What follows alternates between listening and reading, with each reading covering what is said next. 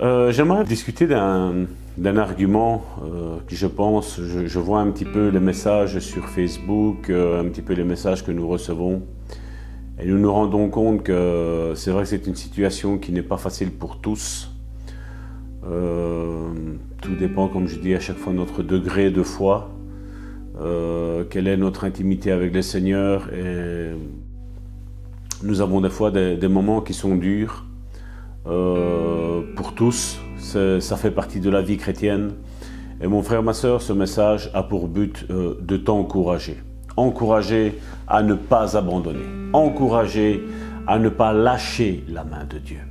Et vous savez, dans Marc chapitre 9, verset 15, je voudrais vous lire une histoire que Jésus a vécue avec ses disciples. Et on va en tirer une somme pour le temps que nous vivons aujourd'hui. Marc chapitre 9 à partir du verset 15. Dès que la foule vit Jésus, elle fut surprise et accourut pour le saluer. Il leur demanda « Sur quoi discutez-vous avec eux ?» Et un homme de la foule lui répondit « Maître, j'ai amené auprès de toi mon fils, qui est possédé d'un esprit muet. En quelque lieu qu'il le saisisse, il le jette par terre. L'enfant écume, grince des dents et devient tout raide. J'ai prié tes disciples de chasser l'esprit, et ils n'ont pas pu. » Race incrédule, leur dit Jésus, « Jusqu'à quand serai-je avec vous? Jusqu'à quand vous supporterai-je? Amenez-le-moi. » On lui amena. Et aussitôt que l'enfant vit Jésus, l'esprit l'agita avec violence. Il tomba par terre et il se roulait en écumant. Jésus demanda au Père, « Combien y a-t-il de temps que cela lui arrive ?»« Depuis son enfance, répondit-il. Et souvent l'esprit l'a jeté dans le feu et dans l'eau pour le faire périr. Mais si tu peux quelque chose, viens à notre secours, aie compassion de nous. » Jésus lui dit, « Si tu peux, tout est possible à celui qui croit. » Aussitôt le père de l'enfant s'écria, « Je crois, viens au secours de mon incrédulité. » Jésus, voyant accourir la foule, menaça l'esprit impur et lui dit, « Esprit muet et sourd, je te l'ordonne, sors de cet enfant et n'y rentre plus. » Et il sortit en poussant des cris et en l'agitant avec une grande violence. L'enfant devint comme mort, de sorte que quelques-uns disaient qu'il est mort. Mais Jésus, l'ayant pris par la main, le fit lever, et il se tint debout. Quand Jésus fut entré dans la maison, ses disciples lui demandèrent en particulier « Pourquoi n'avons-nous pas pu chasser cet esprit ?» Il leur dit « Cette espèce-là ne peut sortir que par la prière. » Nous voyons qu'il y a une mesure de foi, une mesure de service, une mesure de consécration, une mesure de croyance. Aujourd'hui, nous pensons que nous avons un corps avec une âme. Eh bien non, nous sommes une âme avec un corps. Et ceci, dans le domaine spirituel, fait toute la différence. Genèse chapitre 2, verset 7 nous dit « Or l'Éternel Dieu avait formé l'homme de la poudre de la terre, et il avait soufflé dans ses narines une respiration de vie. Et l'homme fut une âme vivante. » En hébreu, le mot utilisé est « nephesh ». En grec, tout ce qui concerne l'âme se dit « psyché ». Et c'est trouvé 750 fois dans la Bible. Ma question que nous devrions nous poser aujourd'hui, est-ce que c'est important? Est-ce que l'âme est importante? Bibliquement, l'âme d'un être humain est la partie qui ne mourra jamais. Il est vrai qu'on trouve des passages bibliques où il dit « l'âme qui pêche mourra ». Et donc nous pensons que l'âme qui est pécheresse mourra, elle s'éteindra, elle s'effacera, elle sera oubliée. Mais ce n'est pas ce que ça veut dire. L'âme qui pêche mourra, ça veut dire que l'âme qui est en train de pécher sera coupée de la présence de Dieu. La mort spirituelle, c'est être séparé de Dieu. Et vous et moi, nous étions morts spirituellement. C'est ce que la Bible nous dit. C'est ce qu'elle nous enseigne. Mais au travers du sacrifice de la croix, mon frère, ma sœur, nous avons été, toi et moi, réconciliés avec Dieu. Maintenant, la réconciliation, elle concerne le domaine où Dieu m'a accepté comme son fils. Mais les cicatrices que tu as eues dans ton passé, mon frère, ma sœur, et chacun d'entre vous qui me regardait, je sais que vous avez eu des cicatrices. Ce n'est pas Dieu qui me l'a dit. Parce que beaucoup pourraient dire, ah, Dieu m'a dit. Non. Chacun d'entre nous, nous avons un adversaire en commun. Il s'appelle Satan. Il s'appelle le diable. Chacun d'entre nous, nous avons cet adversaire. Cet adversaire, regardez tout votre passé. Je suis sûr et certain que quand vous avez vu l'âme, déjà, ça se réjouissait en vous. Pourquoi? Parce que votre âme a été blessée. Mon âme a été blessée. Certains pourraient me dire, Salvatore, mon âme a été même tuée, moi. Mais tu es en vie. Ton âme ne peut mourir. Mais ton âme est blessée. Ton âme a besoin de restauration intérieure. Et bien souvent, toi et moi, même si ça nous fait du bien, je ne dis pas le contraire, nous cherchons une parole de réconfort vis-à-vis d'un frère, vis-à-vis d'une sœur. Mais mon frère et ma sœur, pour que ton âme soit restaurée, mon frère, ma sœur, tu as besoin de Dieu. Et malheureusement, aujourd'hui, il y a un peuple qui court à travers tout et n'importe quoi, sauf Dieu. Et puis, nous nous sentons bien, et puis nous nous sentons mal. Mais tant que nous n'aurons pas compris qu'il nous faut retourner aux pieds de Dieu, rien ne changera, mon frère, ma sœur. Rien. Je vois aujourd'hui une génération dont l'âme est blessée, dont l'âme n'a pas été guérie, courir après leur ministère. Mais ton âme, comment se comporte-t-elle? Comment va ton âme? Es-tu sûr d'être cicatrisé intérieurement? Es-tu sûr d'avoir guéri intérieurement, mon frère, ma sœur? Pourquoi certaines blessures du passé ressurgissent-elles? Quand tu es guéri d'une blessure, mon frère, ma sœur,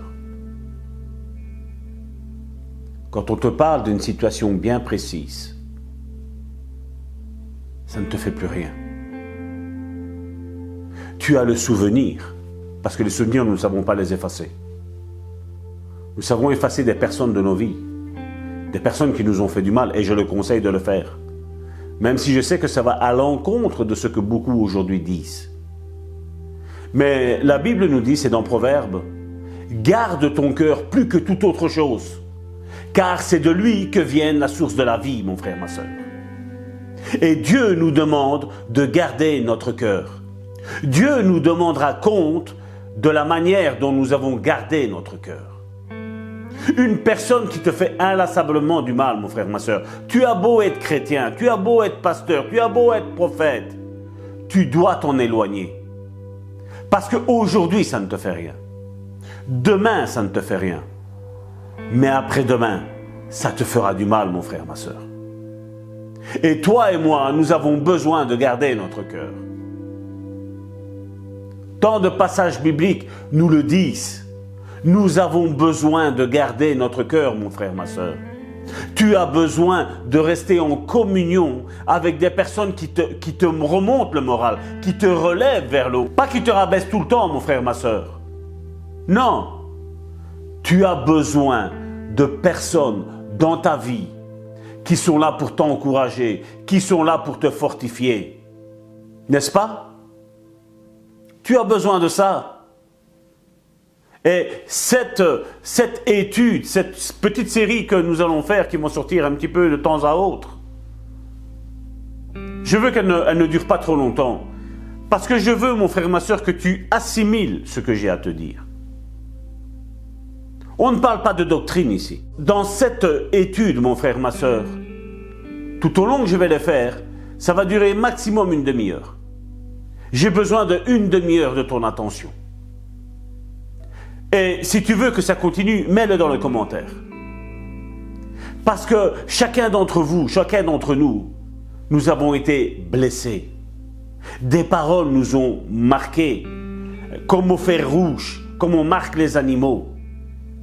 Mon frère, ma soeur, si nous voulons développer notre ministère convenablement, nous avons besoin d'être guéris intérieurement. Aujourd'hui, beaucoup sont en ministère et ne sont pas guéris. Vous savez, je pourrais vous montrer le plus beau des sourires, comme je le fais là. Mais qu'est-ce que vous en savez ce qui se passe chez moi? C'est pas parce que vous voyez mon sourire que je suis hyper heureux. Nous pouvons montrer une facette aujourd'hui de ce qu'est notre vie. Mais qu'est-ce que vous en savez? Combien aujourd'hui de chrétiens rigolent pour camoufler une blessure? Combien de chrétiens aujourd'hui rigolent, lâchent des blagues pour camoufler le mal-être intérieur qu'ils ont? Combien de personnes? Et d'un côté, tu es bien, tu montres que tu es bien, et d'un côté, intérieurement, tu es mal. La schizophrénie est une double âme. Jésus a appelé ça autrement. C'est un petit peu plus dur ce que Jésus a dit. Si vous lisez dans Matthieu chapitre 23, il prend toute une série de versets où Jésus traite les pharisiens d'hypocrites. Et Jésus va en faire un résumé des pharisiens qui disent des choses et ils ne le pensent pas. Ils montrent une facette et ils ne sont pas. Jésus appelle ça la schizophrénie spirituelle. Et il leur a donné comme nom, c'est des hypocrites. Je ne suis pas en train de dire, mon frère, ma soeur, que tu es hypocrite. Comme je dis, cette série d'études est là pour t'encourager, pour te relever. Et combien d'entre vous, mon frère, ma soeur, ont l'âme agitée, ont l'âme troublée? Combien d'entre vous? Combien d'entre vous sont en train de regarder cette émission et ont déjà une boule ici? Il y a quelque chose qui ne passe pas. Il y a une blessure qui remonte, n'est-ce pas? N'est-ce pas? Vous savez, je l'ai expliqué dernièrement lors du culte. Quand Dieu m'a appelé à guérir les âmes des personnes, je l'ai dit, je ne me sentais pas prêt. Parce que moi-même, intérieurement, j'étais blessé. Moi-même, intérieurement, j'avais subi des coups. J'avais subi des déceptions. Mais Dieu m'a quand même dit, Salvatore, vas-y. Nous avons fait un travail de plus de 6 mois, seuls, toi et moi. Maintenant, vas-y. Le reste, tu vas guérir en guérissant les autres personnes. En disant ce que tu as subi. Et comment tu en es sorti. Et cette série d'études, mon frère, ma soeur, elle va te servir à ça. Elle va te servir à sortir de ta cage.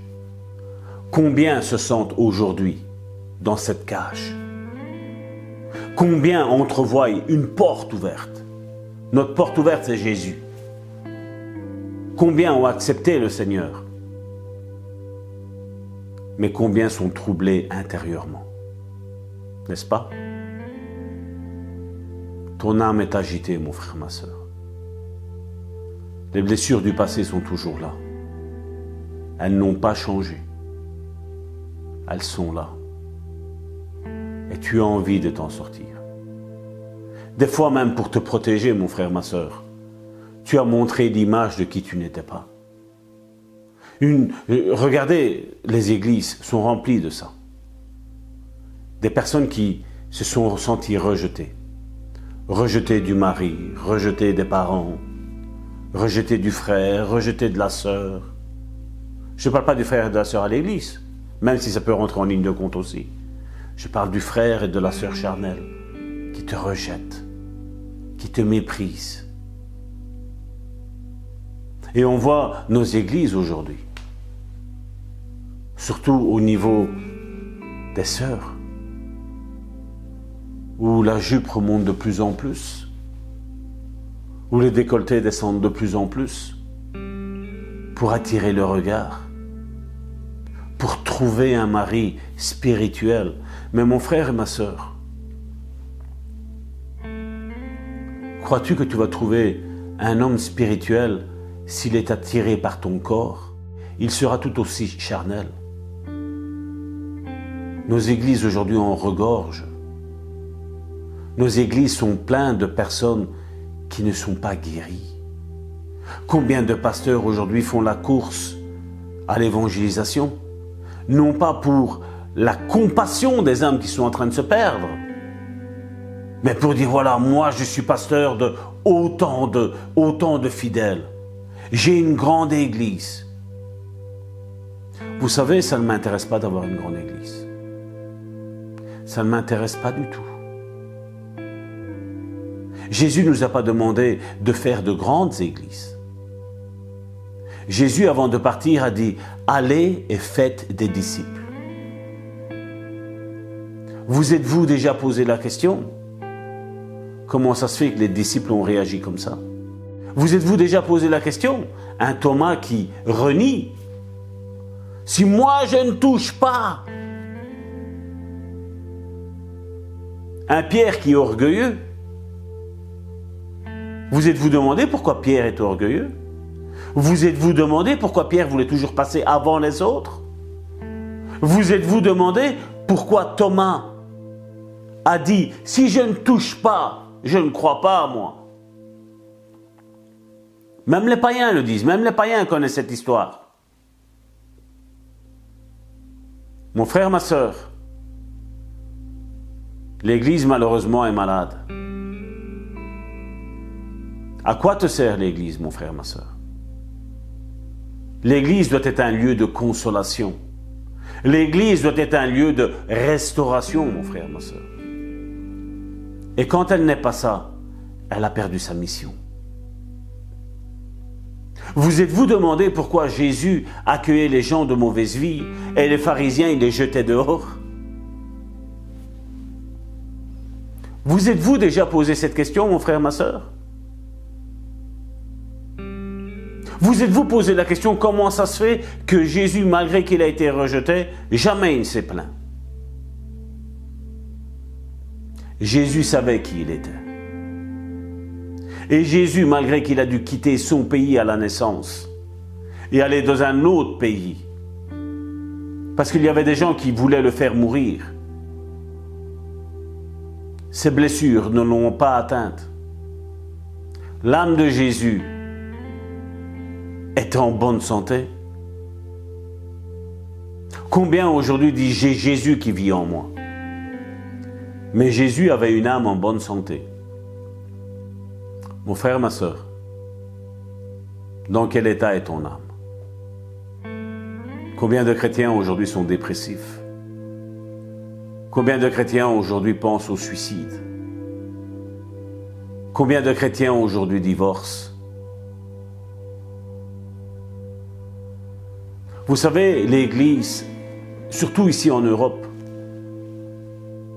a rejeté la délivrance des chrétiens. L'Église en Europe a rejeté que les chrétiens avaient besoin de relations d'aide, de cure d'âme. Aujourd'hui, il y a une course à l'argent. Il y a une course à avoir la plus belle, la plus grande Église.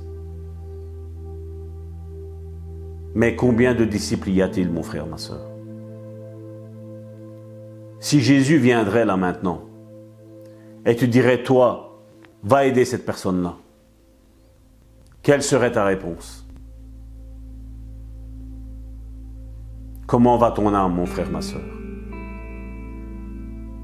Nous sommes au mois de janvier, mon frère, ma sœur. J'ai voulu attendre avant de faire cette vidéo. J'avais préparé un autre thème que celui-ci. Comment va ton âme? Dans quel état est ton âme? As-tu fait un check-up complet de ton âme? Parce que si tu es blessé, mon frère, ma soeur, tu vas blesser autrui. Et t'as beau être une brave personne, à partir du moment où tu blesses quelqu'un, dans la vie de cette personne-là, tu seras une personne méchante. Et ce ne sera peut-être pas la réalité de qui tu es réellement. Ce sera peut-être juste la blessure qui parle, mon frère, ma soeur. La question qu'aujourd'hui Dieu te pose, mon frère, ma soeur, comment va ton âme? Et je sais, vous qui êtes là derrière votre écran, je m'approche, je vous vois. Je vous vois. J'essaie de détendre un petit peu l'atmosphère parce que je sais que ça commence, je le sens dans l'esprit que ça commence à être dur pour certaines personnes. Comment va ton âme? Tu sens cette blessure qui est là? Et je suis sûr et certain qu'il y en a combien qui vont dire, il faut que je téléphone au pasteur. Il faut que je téléphone au pasteur pour dire, oui, tu as raison, pasteur. Tu vois, ça c'est une erreur, mon frère, ma soeur. C'est une première erreur que tu veux faire. C'est là où, quelquefois, tu peux mesurer ton niveau de consécration. Et je ne dis pas ça pour te juger, mon frère, ma soeur. Je te dis, ce message est là pour t'encourager, pas pour détruire qui que ce soit. Ça n'a jamais été mon but et ça ne le sera jamais. Mais cette pensée est faite pour toi avoir et faire un examen de conscience. Comment te sens-tu intérieurement? Comment va ton âme? As-tu lu et médité les psaumes, mon frère, ma soeur? Et je t'invite jusqu'à la prochaine vidéo que je ferai sur l'âme. Je t'invite à une seule chose, mon frère, ma soeur. À lire les livres des psaumes. Pas les lire pour dire de les lire et à te dépêcher en disant voilà, il y en a autant, divisé jusqu'à si le pasteur va le faire dans un mois. Je ne sais pas jusqu'à quand est-ce qu'elle va sortir cette autre vidéo. Non, prends la peine de manger la parole. Manger les psaumes. As-tu déjà entendu que les psaumes sont le médicament pour l'âme? Il n'y a qu'à regarder combien de fois les psalmistes qui ont écrit les psaumes se sentaient mal, se sentaient jugés, se sentaient oppressés, se sentaient persécutés, se sentaient incompris. C'est pas ton cas, mon frère, ma soeur? La question qu'aujourd'hui Dieu te pose, c'est pas Salvatore. C'est Dieu qui te la pose. Comment va ton âme? Et vous savez pourquoi cette vidéo je l'ai faite, mon frère, ma soeur? C'est parce que Dieu te veut près de lui. Oui, on pourrait avoir un entretien. Je dis jamais non à avoir un entretien avec les brebis du Seigneur. Oui, on peut avoir un entretien. Mais pas avant que tu aies passé du temps avec ton Seigneur, avec ton Sauveur. Parce que moi, Salvatore, même si la traduction de mon nom, de mon prénom, veut dire Sauveur, je ne suis pas le Sauveur. Le Sauveur s'appelle Jésus. Le Consolateur s'appelle le Saint-Esprit. Moi, mes parents, et je respecte mes parents et mes grands-parents, je porte le nom de mon grand-père. Et je respecte mes parents parce qu'ils m'ont donné mon nom de Salvatore. Et c'est pour ça que je ne le change pas, parce que je respecte. Mais il y a un sauveur qui nous a été donné. Et c'est Jésus. Mais Jésus veut que tu passes du temps avec ton Père Céleste, tout d'abord.